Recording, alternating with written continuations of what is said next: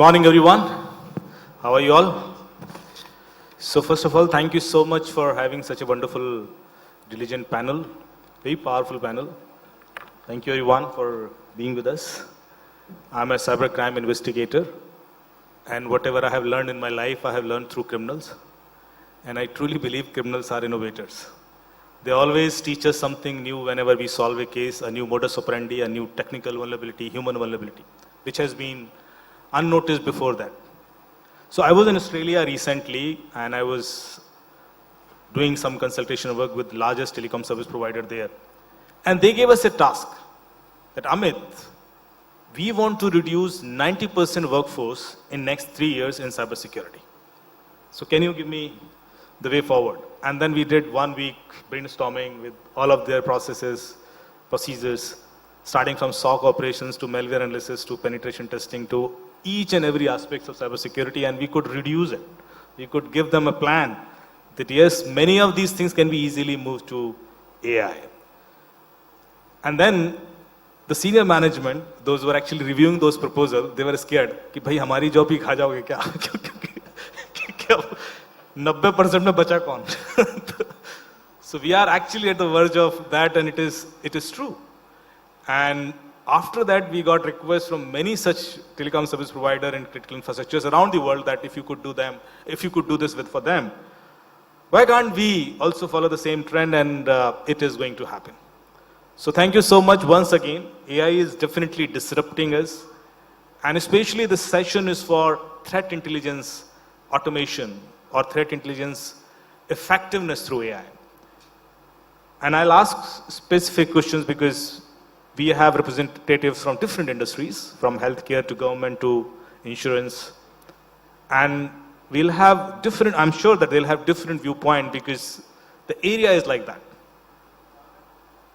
AI, we have recently heard few cases where AI has actually been used by criminals to create attack vectors, starting from DDoS attack vectors to even ransomware recently, when fraud GPT or worm GPT was in practice. And these were developed before ChatGPT. So this research by criminals was started well before the Microsoft or other players. Those are actually trying to disrupt the world. So criminals are the first user of any innovation, whether it is quantum computing, whether it is AI, or whether it is any threat intel that we would like to generate through AI. Can AI generate threat intel? Ideally, we collect it from various open source platform or commercial platform like Mandiant, Cybel, Cyber, many such platforms are there. I'm sure all these industries are using it. And then many MSSP, CERT, different government and open source platform. But the challenge is that we have too much threat intel. So many threat intel every day, 10,000 plus IOCs, malware, hashes, files. You can't create actions against each of these threat intel. And it is very difficult to automate that because it requires manual mapping of that threat intel with your threat landscape because every industry is different. Now there, I guess AI can play a very pivotal role. AI can map those 10,000 threat intel easily to those 2 actionable points which is required for your company. You may not need to see through all those other points. That is the first quick implementation that we can do. Second, it can also classify all these threat intel. So all threat intels are not same. There are technical threat intels, there are tactical threat intels, there are strategical threat intel, there are procedural threat intel. And we need to pass the threat intel to different kind of stakeholders. If it is a strategic threat intel that, okay, there is a new policy by the government of some country, we need to change something at organization level, this is not required for a SOC manager or a SOC technical person. So we need to also classify it properly and then passing it to the relevant stakeholders. So this is my suggestion that where we can start with, but I'm sure there will be many more new suggestions that will be coming. I'll start with Mr. Jaiswal because he's from Government of India.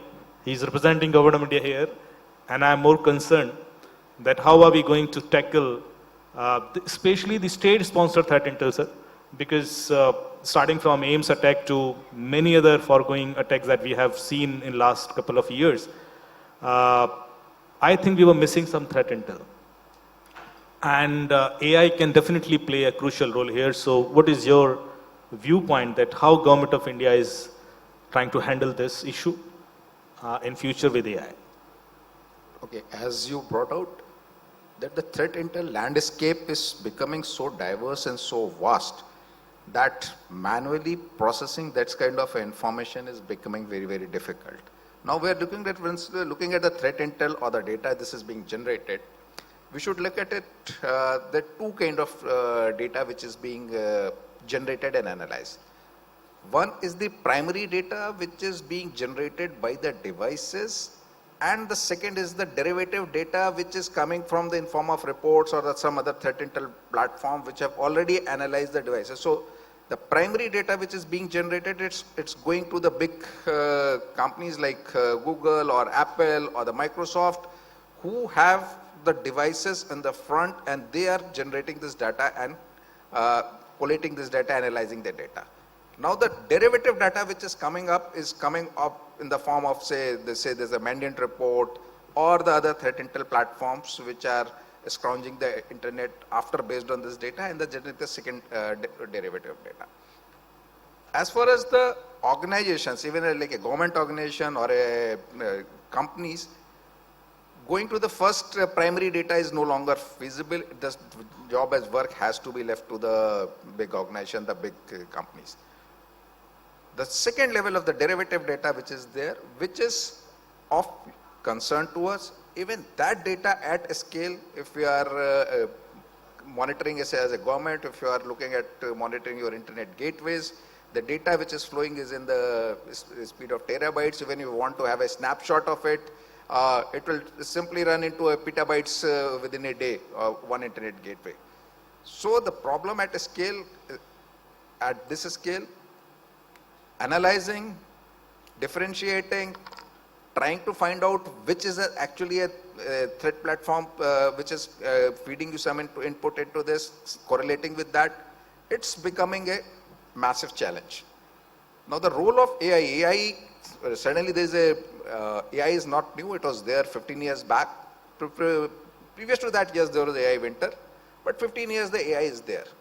Suddenly the Gen AI last 18-20 months has changed the paradigm, and it is coming into the front end and creating solutions much faster than the previous AI could generate.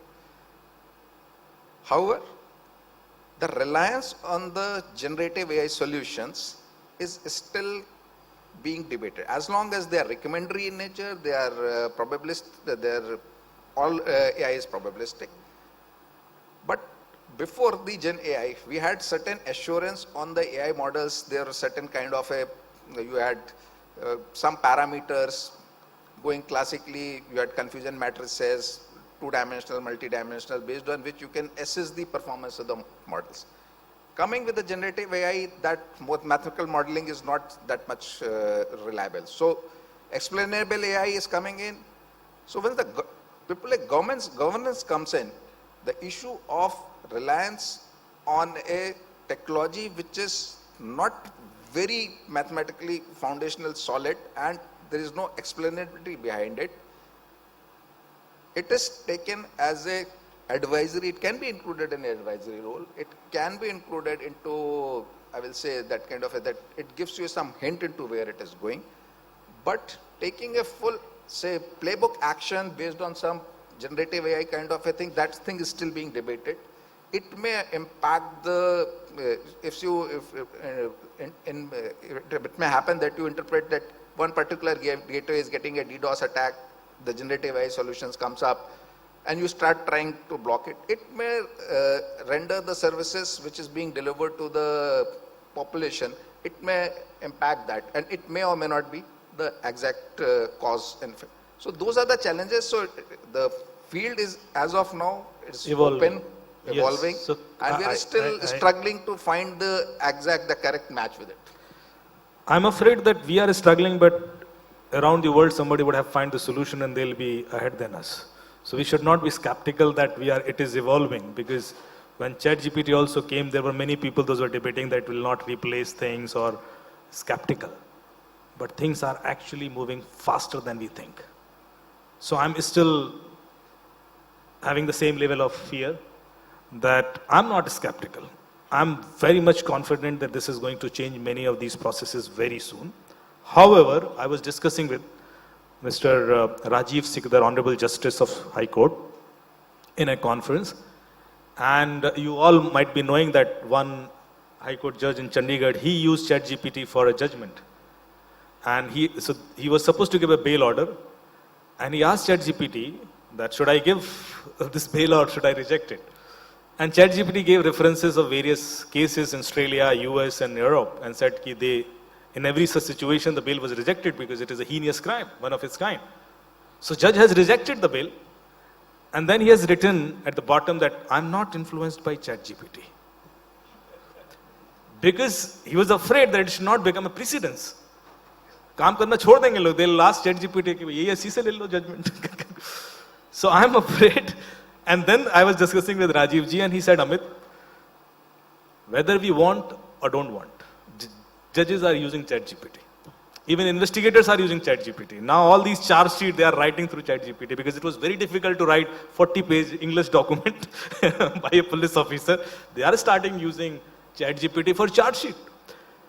So whether we want or we don't want, or it is safe or unsafe, or that has a privacy concern. So I'll move to Pooja ji now, because we have the only cybersecurity women representative here. And I'm seriously thrilled that actually I wanted more of women representatives. But anyways, thank you so much for being here with us. I always fear for the privacy concern, because all this information that we are using for training the AI models to generate threat intel or any kind of other operation, even judiciary also, how do you think that it is going to impact the sanity or the biasingness or all kind of privacy concerns that we have because of the data breach? Thank you for having me here. Yes, privacy is one of the biggest concerns that we have currently, and it is very important that we have measures in place to fix these issues. One of the biggest challenges that we see is when users send data to AI, they are not very sure of what data they are sending, because it is bulk of data, vast data that is being sent. So there needs to be mechanism by which automated encryption, masking, obfuscation, something happens to the data so that the sensitive data that is there, PII, PHI, PCI, any data is there, any personal identifiers, they are obfuscated so that the real identity is not present when it comes to the training model in the ChatGPT or any AI platform for that matter. Because this tends to increase the biasness or discrimination based on the data that gets shared. Also, there needs to be controls around access, governance, and role-based access, and regular audits, periodic checking of what is going in, how is it controlled, what are the measures in place, so that when this data is being shared, we have that confidence that it is not going to invade privacy of individuals, of organizations. Because if you look at organizations, while they are imbibing the use of AI, this remains one of the biggest challenges across all organizations. So do you think there should be regulations in place when we are consuming this data through AI, like government regulations? Absolutely. There are regulations in place. Typically GDPR, DPDP, yes. But those are more specific to PII data, the personal data. However, with respect to AI, there will soon be regulations so that it covers the entire ambit. Today, there are regulations with respect to, say, PCI or privacy or other sorts of verticals. But then the AI ambit in itself is huge that needs to be regulated. Thank you so much. Thank you so much, because I think this is seriously a big concern around the world, and they all are discussing about the regulations of the data that has been used to build these kind of AI models, LLMs, SLMs. I'm now going to Mr. Jagannath Sahuji because he represents a different kind of industry, chemical industry. And sir, we know that earlier we used to ask experts that I have what all kind of problems in my organization I can solve through AI. So this was the question this used to be. But now we say that I have this problem and I want to solve it with AI. So now we have confidence that every and any kind of problem can be solved through AI.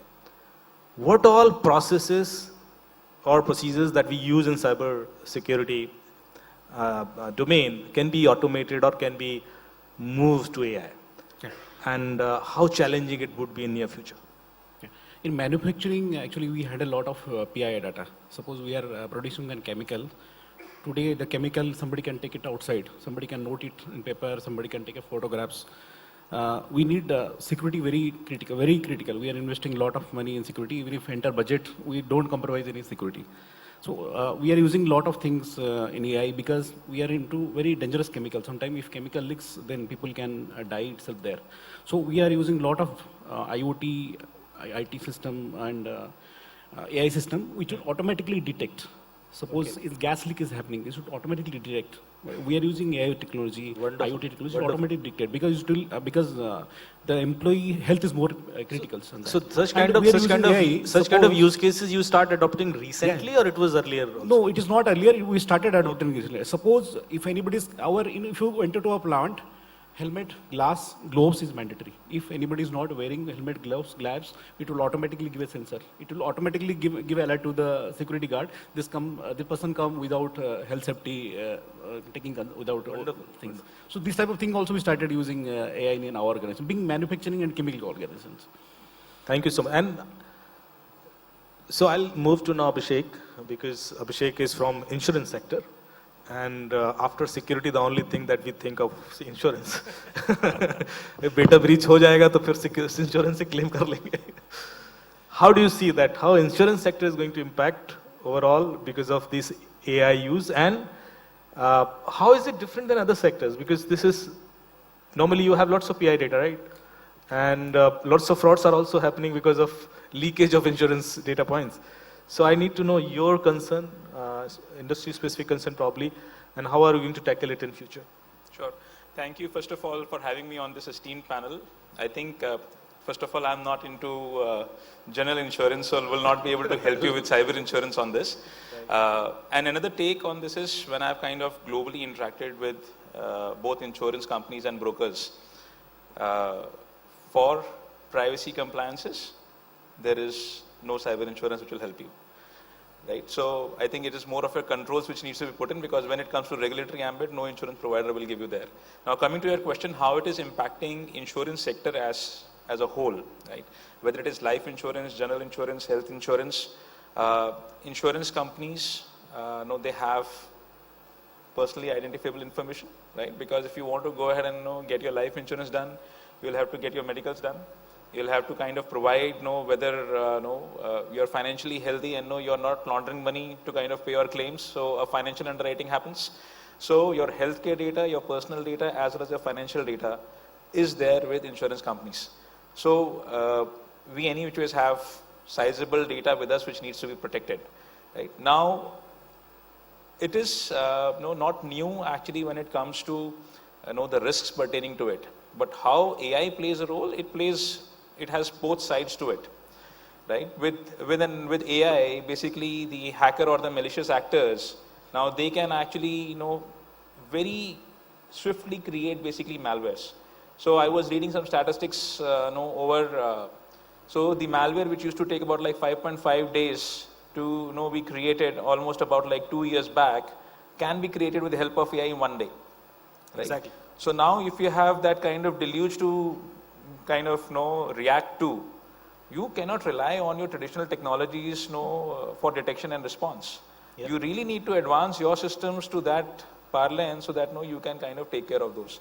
So I see that in that way AI as a big ally, but I completely agree with what Pooja mentioned, that when you have such a sizable set of data set, and one, there is no regulation in India right now, even the standards are evolving. You may see in many spaces, likes of OWASP Top 10 or NIST frameworks and like of those frameworks available. But when it comes to practical use cases, how are your different third-party vendors dealing with it? Because whilst you may have a legal arrangement, there is still an arm's length available, whereby your boundaries and your AI will not be of help. So I think that with advent of AI, right? I mean, we are primarily talking about people forming phishing emails with that kind of no spelling mistakes and errors, but it has far bigger ramifications. When it comes to AI, and I think the misuse cases kind of go not only from tech, since you mentioned about in your initial context about the different type of threat intels, right? We are more bothered about, I was speaking somewhere else as well, in terms of deep fakes, in terms of voice, videos and everywhere, primarily related to celebrities. But when it comes to, let's say for example, to any B2C enterprise, we are all doing KYC norms, and what we do is we do a liability check. Now, is it easy to dupe a liability check with an AI fabricated image which is moving on its own? The answer is yes. Now, you need to have checks and balances to kind of see whether you can repudiate that or not. So I think it's a blend. Do I really have a silver bullet? The answer is no, but yes, we are towards this journey on this. Wonderful, wonderful. Thank you, Abhishek. I'm moving to now Mr. Pandey, Alok Pandeyji, who is representing dedicated freight corridor, which is actually responsible lots of logistics and contributing a large in GDP of India as well. So, sir, I'm sure you would be having lots of concerns, attacks from state-sponsored bodies, one of the targeted critical infrastructure of India. In fact, the kind of sophistication criminals have adopted recently. Earlier, we used to have brute force attack, combination of password trying to crack someone's password. But now, with AI, they have created a tool which does little OSINT, open source intelligence, about a person. What all information is available, your family members, your date of birth, your pet name, your mother, child's kid's name, and then generating the passwords based on that combination, based on your psychology, the way you have exposed yourself on internet. So it reduces the dictionary to a large extent. And then trying out that password every day, because not every day you may allow more than 3-4 passwords, wrong passwords. So eventually after 20 days or 30 days, they'll be able to hack you. So this is something which is happening in practice. And government organizations are largely targeted because of these state-sponsored funded bodies. How do you see this threat, especially for your industry, sir? And do you have any plan to cater it? Thank you, Amit, and a very warm welcome to everyone, and thank you, ObserveNow, for this platform today. The question that you posed is very pertinent. Part of it has already been answered in your probably inquisitiveness and by Kapil sir. Governments, by and large, want to be in a position where they are in control. Regulators, again, mostly prefer ex ante than ex post kind of a regulation. Now, when I'm talking in the logistics sector or for that matter rail sector, you're holding, as far as there are two parts to it. One is the PII that we hold with respect to the people, so that has been addressed, will get addressed by the privacy and data protection concerns. The second part is the network in itself. The entire network is spread out across thousands of kilometers geographically. The geographical spread is so vast that your attack surface is that large.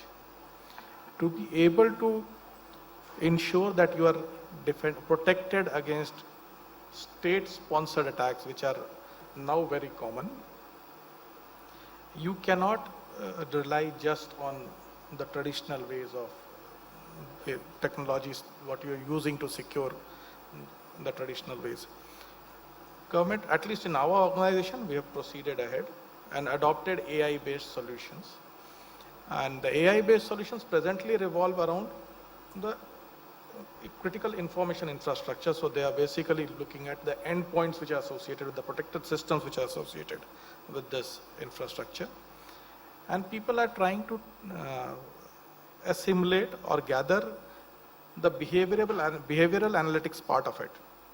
So using AI in the behavioral analytics part of it, both of the human behind the machine and also the machine. So these endpoints, and there are plethora of such solutions, but yes, we have gone ahead and deployed these kind of endpoints, at least on the CII side of it, and which have helped in fraud detections. Number of times you had this issues of you would never get a ticket at 10 o'clock in Tatkal. So those kind of things have got moderated, and all this has happened because of use of AI behind the scene. So to that extent, yes, we have utilized AI for both ensuring a smooth business experience for the consumer or consumer experience, and also ensuring the cybersecurity within the organization. Going forward, the biggest challenge that we have with respect to AI is the operational technology network. The technology per se is so purpose-built that you can't leverage much AI on that network, on the components of that network. Maybe the next generation of the equipment that will come, and these OT equipment have the lifespan of 40 years, 50 years. They're so costly to be changed, built, everything. So going forward, it would take some time. Technology on the commercial side is maturing very fast. So AI applications, both use and counter use, is maturing very fast. But the infrastructure beneath on which it needs to be deployed to be able to leverage it with that efficiency that the world expects or that the consumer expects is probably will take about a decade, at least in our sector, to mature and come up. So that's the time. Thank you so much, Mr. Pandey. Now I'm coming to Google. Sir, I have seen lots of your interesting AI models and solutions. I have an idea, and I want that probably implemented by Google, and if it is already in plan, probably you can share that with us. So for specific to threat intel, can I have a chatbot like this, where I can ask a simple question, that recently there is a data leak happened of a company called Boat, how this is going to impact me? Yeah. And that bot can give me answer in 2 lines, 3 lines, every summarized clear. Or there is a zero-day vulnerability being exposed by someone, how is going to impact my company or my organization? Or, so can I link that incident instantly to my organization as per my threat landscape through some sort of AI model? Excellent. I think, Amit, such a good question that you have asked, and I think if you look at it, and I was emphasizing the fact of how threat intel is so critical for securing your organizations. Because see, we cannot protect ourselves from plethora of threats that we see out there. I want to know that whether that 0-day or any novel attack is basically going to affect me or not. And that is a part of a threat hunting, which is AI is so powerful nowadays that it's doing. Because if you look at it, traditionally the way that we have been, and still, if you ask anybody out here, if you still see that the way that we are doing security today is pretty much a signature based. We'll look for indicator of compromise, and I've got a database of the signatures in my IPS, next-gen firewall, or my security monitoring tool, and it detects whether there is a threat in my organization or not. Those are the days gone, because you will see IOC is already there. The attackers are very smart. They can bypass malware, they can invade any kind of deceptive technology that you have. So it's very, very important that I do a proactive security. And I do a proactive security in the sense that I am one step ahead of the attacker. And the way that I can do a one step ahead using a technology, and using a technology not just by the virtue of a technology that what you see in appliance or maybe a software. No, it has to be a threat-fed a technology which has got an intelligence of a digital threat and the applied threat, both technical and non-technical threats. And if I'm having the technology which the cloud service providers are offering, I can talk about Google. So as I said, we create this intelligent grid. This intelligent grid is helping us to hunt for threats which is relevant to me. Through our security LM, I can ask my security, this inference of the LLM's model that I was talking about. I can see that, hey, this is a 0-day vulnerability that I see happening in my industry. This is happening across, a particular customer. is it going to affect me? And because it works on a pattern matching, because the AI has the ability to really look at what data that I have and what transactional modeling that I have for my organization, Correct. it would be able to match whether it is relevant to me or not, and it will be able to give me a necessary detections, investigations, and response on it as well. Actionable. Clear Actionable as well. As simple. We are at a verge of creating an agent. Think about, the AI is now being used to create a virtual agent. These agents are going to help me to respond. You don't need a people to be responding to at least 100 or 200 level security incident. You will have a virtual agent which is empowered by this threat hunting and threat intelligence capability, which is the cloud service providers and Gemini, in our case that we offer to our customer, which is creating this virtual agent and be able to respond to those threats. Proactively, if I need to defend I would be able to do it because I have that insight already. The other area where, and I just want to take a minute here, the other area where we see the AI, apart from threat hunting, is very, very powerful is the summarizations of a security incident. Because if you look at it, we have a large amount of data, and you need a good hypothesis of understanding whether this large amount of a data is getting a predictable threat in my organization or not. How do I build that hypothesis? By having a good threat intel, the data that which I can collect, which we are able to do it now with the scale of infrastructure that we offer, and a strong hypothesis because I've got an AI which can look into that data and give me a summarization whether I really need to act on it or not. So very, very powerful space, but at the same time, it is a weapon which is used by these bad actors as well. We have, Abhishek has spoken about the malware it is in few seconds. So people are creating, the attackers are 10 steps ahead of us. They are still using the same technology what is being used by us to defend against these attackers. They are using for their advantage as well. And I think we need to be doing threat intel. We need to be doing a basic security right. And we should be using a good infrastructure and a provider who can help you to step ahead of the threat. That's very, very key for a successful. Wonderful. Thank you so much. Thank you so much, Deepak ji. We have left with few minutes. So can we take few questions from the audience, please? Organizers, if we have some mic available. Yeah.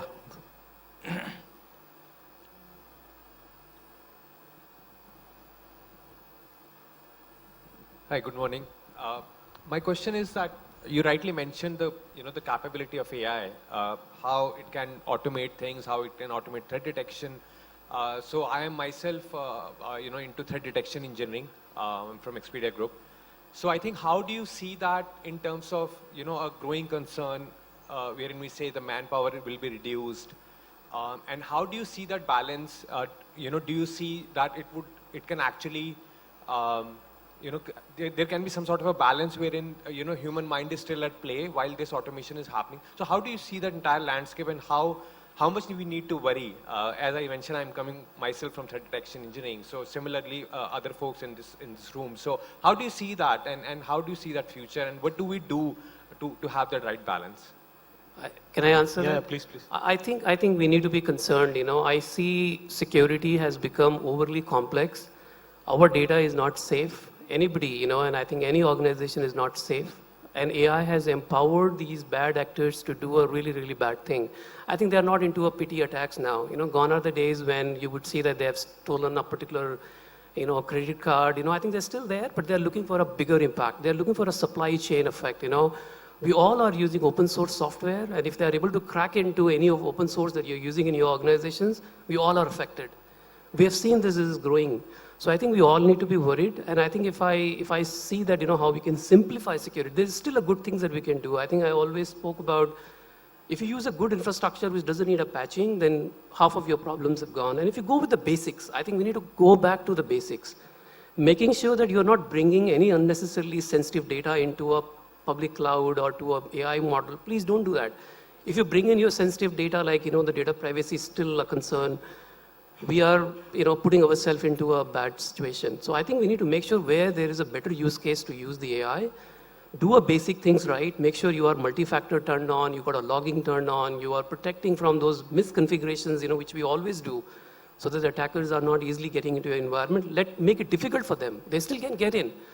But you should be able to contain the attackers by using a good threat intel, by having a basic things in place, and ensuring that you're using the AI for a right use case. But I think we should all be concerned about the problem that what we see in this space, yeah, and we need to all collectively to do something about how we can make it effective. Thank you so much, Deepak ji. Any other question from the audience? Yes, please. Hello. Acha, ek piche pe. Yeah. Hello. This is Avnish. Avnish. Yes. So my question is, as you said that the criminals are the first users of the innovation, right? So on the other side, so they are heavily investing on the skills and the talent. Criminals are heavily investing into that, if we can say. On the other side, when we are talking about the detection and the response, how do you see the talent, the industries, those require that kind of talent? You also mentioned that with the use of AI, we are reducing the workforce to the 90%. But those 10% remaining would be required to upskill nine times or 10 times to match that kind of response that we are looking at. So how you are looking at the talent gap that the industry is facing right now in these technologies? Thank you so much for asking this. I think most of us are concerned about our jobs. So, Pooja ji, what is your take on this? Yeah. So the skill gap is for real. You will not see any organization today that will say we have 100% team strength in especially the information security or the cybersecurity team. With AI getting into in the industry, things have become more complex because AI in itself is complicated. And to manage AI, skilled professionals are needed. AI can't do its job on its own. You need people to at least start training it, build the models, and then over a period of time also, AI will need human intervention. For sure, because see, we can use the same LLM model. I can ask a question to solve a particular problem. The same problem, she may ask the same AI to get solved, but the way we'll be interacting with the AI will be different. And the way the AI will respond will be different. So I'm sure there'll be some differentiation because of the human involvement that we have, and we need to learn that skill. I can ask ChatGPT to write a poem. He can also write, but my poem will be better than his poem or her poem. See, now, yesterday only I got a news that there is a contest, Miss AI, a beauty pageant, where all these human-looking faces, models were generated through AI. And then there's a big prize also. And they are running social media accounts using those faces. There are millions of followers of those AI faces, supermodels, and they are selling products. But there is someone who is managing it, right? Ultimately, there is someone who is actually, and ultimately there will be a winner also. So even if all are AI, there is some differentiation, and that differentiation comes through human involvement. So I think this is my take on this. And absolutely. Anybody else who would like to hear? What I would like to bring in, what happens, we had AI will do all the mundane tasks, but still people is required who will manage the AI. No, we should not get worried. When 80s, people said computers will come, jobs will go, jobs never go. All these technologies creates a different opportunity. Yes, people have to upskill, people have to evolve, but each generation of technology, I think, generates more jobs. Even if you have jobs like prompt engineering, nobody thought that will be a job, but today that's a job and it requires a human ingenuity to get a good prompt to a ChatGPT that it generates. People are making more money with less efforts. I think if you really want to solve for a talent, I think we all need to start building an AI practice, because AI is going to be used. See, all these big players are using AI in all of their product lines. You have heard us, and I'm sure that you will hear a lot about it. We all need to think about that, how we can make AI-enabled people who can help, like prompt engineering, right? Prompt design, model prevention, right? Model attack prevention, right? The DDoS attacks are happening on the model now. The model stealings are happening. So you don't need a firewall guy now, right, who can configure my firewall, because those jobs would be gone. You probably do not need a like a coder who can just write a script. No, that can be done by AI. But the complex use cases which are needed, those skills still needed. And hence, it's important to create an AI security practice if you can find, that space, good enough for the org. And to answer your question, you don't need to be worried. I personally am of the opinion AI is not taking away any jobs. Job is a function of law. So if there is a law in the country, the law has to come through the governance. And the governance is not trusting AI as of today. And no matter how much my friend from Google would like to entice you into evolving different kind of practices, and he says, I'm 100% patched, no worries taken. If something happens, you're a boss, your employer is looking for a head to roll. And that head would not be Google. So be sure on that. It is not taking away jobs. Mundane jobs could get automated. They have got automated. You in any case were looking to automate it. But especially AI taking away jobs, I do not, man in the loop will remain and is an essential part of decision making, at least for the large scale, not just industries, workforce at large. So neither the government is trusting Google, and Google itself is not trusting government. Then it's when it says, don't send me your personal data. Don't send me your sensitive data. So they are not trusting you, and it's vice versa. Nobody is trusting the LLM models. In fact, anecdotal again, Amit, I was just playing around with one of the models, and number of times that I asked a prompt to be generated, how would you relate a doctor to which gender? Which gender? It never told Alok Pandey could be a nurse. It was, the algorithm itself is so gender biased. The entire training set across the world is gender biased to a very great extent. Play with it with caution. Thank you. So thank you so much for the beautiful discussion.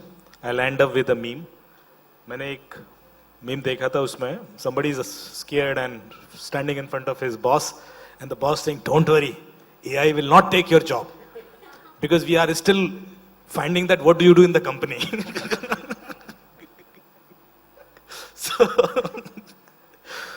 So anyways, let's figure it out that whether we are valuable enough in future.